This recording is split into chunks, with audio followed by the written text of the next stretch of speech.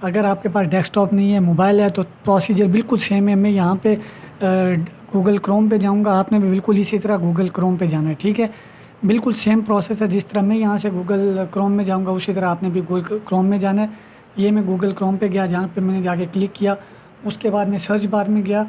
यहाँ पे आपने जाके टाइप करना है Sindh join rangers, join rangers, ये आपने लिखना है जॉइन रेंजर्स। उसके बाद आपने इसको ओके कर देना है। ये सबसे पहला जो आपके पास दोस्तों लिखा हुआ आ रहा है जॉइन रेंजर्स, इस पे ऊपर आपने क्लिक करना है। सबसे ऊपर जो लिखा हुआ आ रहा है इसके ऊपर आपने क्लिक कर देना है। इसके ऊपर आपने क्लिक किया, उसके बाद ये वाली एक आपके सामने जो ये इंटरफेस खुल के आ गया है। इसको आपने यहाँ पे जो सबसे नीचे लिखा हुआ आ रहा है, बिल्कुल नीचे चले जाएँ आप। बिल्कुल नीचे यहाँ पे लिखा हुआ आ रहा है रजिस्टर हेयर, ये वाला, ये रजिस्टर हेयर, यहाँ पे आपने क्लिक करना है। तो एक नया इंटरफेस आपके सामने खुल के आ जाएगा, ठीक है।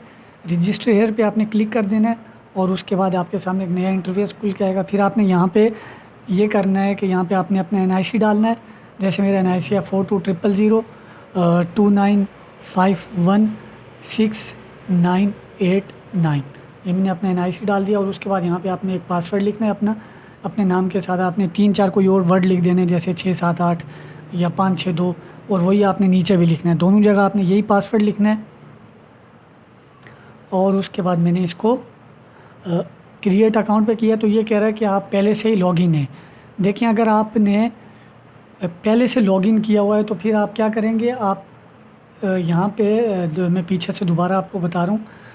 अगर आपने पहले से लॉगिन किया हुआ है तो आपने ये रजिस्टर हेयर पे आपने क्लिक नहीं करना, साइन इन पे आपने डायरेक्ट क्लिक करना है। तो ये देखें, ये एक इंटरफेस खुल के सामने आ गया है।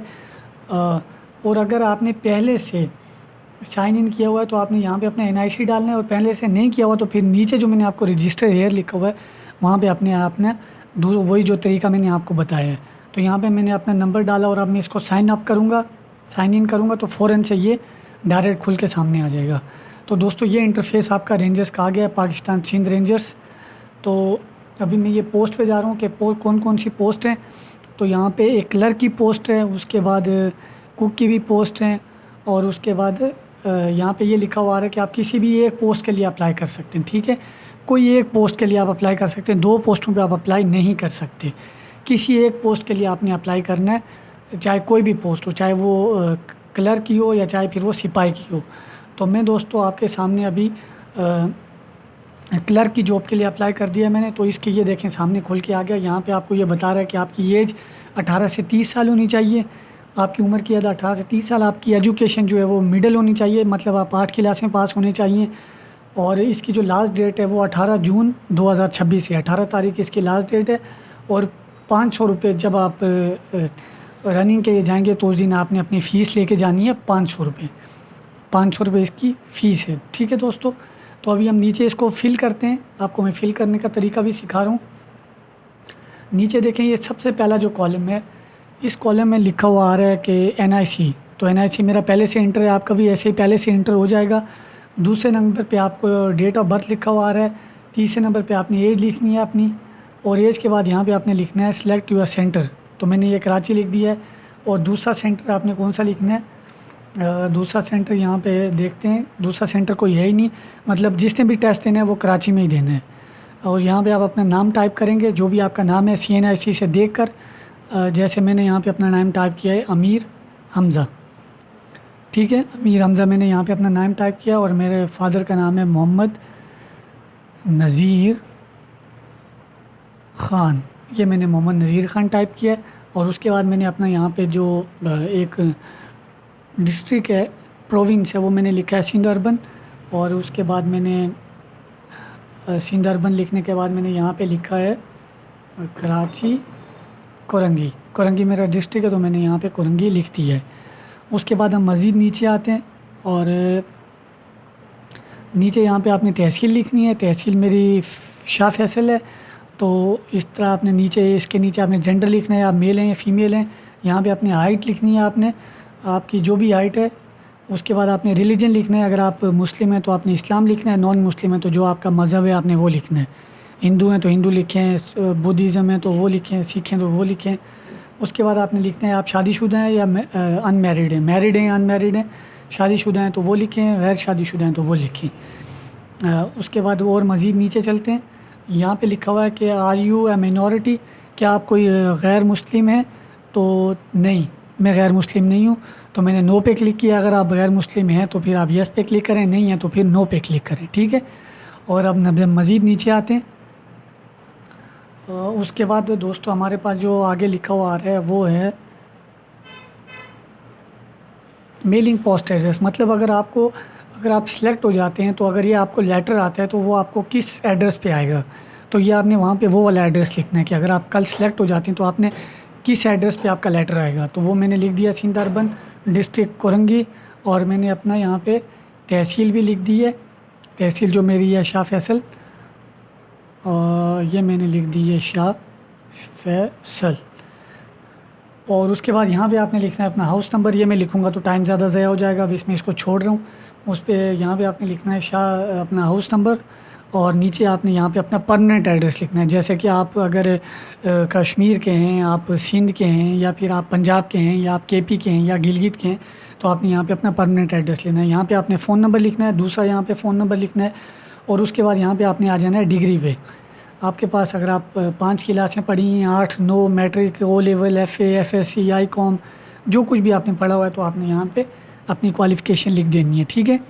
उसके बाद यहाँ से हम आते हैं नीचे, और यहाँ पे आपने लिखना है डिसिप्लिन में। यहाँ पे आपने ये लिखना है कि आपने जो एजुकेशन हासिल की हुई है वो साइंस में की है, आर्ट्स में की है, या कंप्यूटर साइंस में, या इंजीनियरिंग में। तो मैंने आर्ट्स में की है तो यहाँ पे मैं लिखूँगा आर्ट्स, ठीक है। ये मैंने लिख दिया यहाँ पे आर्ट्स। उसके बाद यहाँ पे लिखा हुआ आ रहा है कि मार्क्स ऑब्टेन, आपने इसमें कितने नंबर लिए थे? मैंने 717 लिए थे 1100 में से, तो मैंने यहाँ पे लिख दिया है 1100 में से 717, तो मेरी परसेंटेज यहाँ पे आ गई 65.2। तो यहाँ पे डिवीजन ही लिखनी है, आपने ग्रेड लिखना है। ग्रेड मेरा बी ग्रेड था।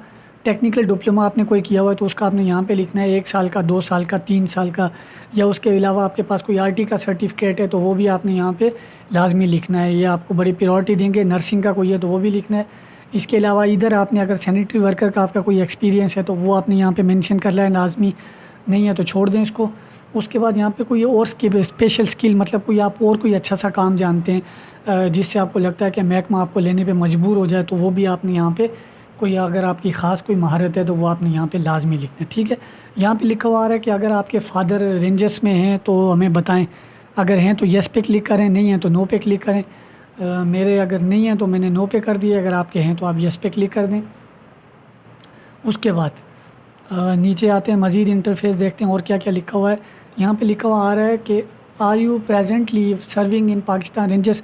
कुछ लोग पाकिस्तान रेंजर्स में जैसे सिपाही हैं तो वो क्लर्क बनना चाह रहे हैं तो वो भी अप्लाई करते हैं। तो ये लिखा हुआ आ रहा है कि आप पहले तो रेंजर्स में नहीं हैं तो आपने यहाँ पे अगर नहीं है तो लिखना है नो, और अगर आप हैं तो लिखते हैं येस, ठीक है। और उसके बाद नीचे लिखा हुआ आ रहा है, मज़ीद नीचे चलते हैं, यहाँ पे ये लिखा हुआ आ रहा है कि आपका कोई भी बंदा, कोई सरकारी मुलाजिम हो या कोई आपका आर्म्ड फोर्सेस में हो या कोई गवर्नमेंट मुलाजिम हो तो यहाँ पे लिखें वालिद सरकारी मुलाजिम हैं या फिर आर्म्ड फोर्सेस में या गवर्नमेंट सर्वेंट हैं तो लिखें, वरना इसको नो कर दें। उसके बाद आपका कोई भी बहन भाई अगर गवर्नमेंट मुलाजिम है या कोई आर्म्ड फोर्सेस में है या रेंजर्स में है तो लिखें, वरना इसको नो कर दें। अगर आपके ऊपर कोई केस है जायदाद का, कत्ल का, डकैती का, वो अगर है तो यस लिखें, वरना इसको भी नो कर दें। उसके बाद नीचे अगर आपके ऊपर कोई भी एफआईआर दर्ज है तो उस पर यस लिखें, वरना इसको भी नो कर दें। Application for any other government position, अगर आपने किसी और महकमे में भी अप्लाई किया हुआ है और उसका आप वेट कर रहे हैं तो फिर इसको यस करें, वरना इसको नो कर दें। लास्ट में सिंपल से आपने यहाँ पे एक अपना पासपोर्ट साइज़ फ़ोटो अपलोड करना है, ठीक है। और उसके बाद आप आगे आ जाएंगे। यहाँ पे दूसरे नंबर पे आपने यहाँ पे आके इसको क्या करना है, यहाँ पे लिखा हुआ आ रहा है कि CNIC का फ्रंट साइड, तो CNIC की फ्रंट साइड आपने यहाँ पे जो फ्रंट साइड होती है जिस पे पिक्चर, और यहाँ पे आपने बैक साइड डालनी है। इधर आपने बैक साइड भी डालनी है, उधर फ्रंट साइड। यहाँ पे आपने जो आपकी सबसे ज़्यादा एजुकेशन है उसके आपने फ़ोटो लेके डाल देने, जितने भी आपने एजुकेशन हासिल की हुई है तो उसके फ़ोटो आपने यहाँ डाल देने, ठीक है।